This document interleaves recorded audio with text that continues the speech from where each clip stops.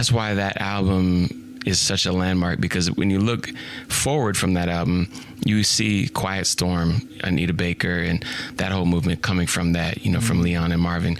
You see D'Angelo, Voodoo, you see Erykah Badu, Mama's Gun. You see all these influences coming from this one particular album. True. So for me, it's an important album, and of course it's the 50th anniversary because it has proven to be one of maybe his most influential album. If you think about it, it's not his most popular album.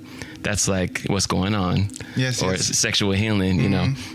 But in terms of what's come out of that album, you know, when you think of, you know, Voodoo, D'Angelo, it comes directly out of this album. The strings, maybe for D'Angelo.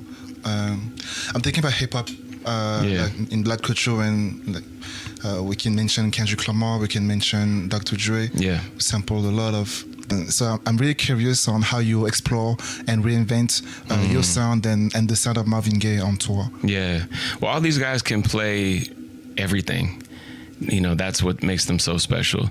You know, Big Yuki, wow, he's playing with everybody, you know, from jazz people to, you know, Q-Tip, you know, Busta Rhymes, like, so he goes, all of them cross boundaries all the time. You know, they'll be playing a rap gig, like a hardcore rap gig. They'll be playing a super hardcore jazz gig.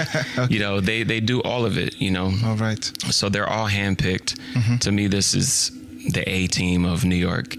These guys are like the squad, you know. Facts. Yeah, so they can play, and it's pretty rare, you know, to have somebody like Jarris or Yuki or Machado or Parker McAllister who can play and do play everything equally well. You know, I'm never like, when we go another way, they let me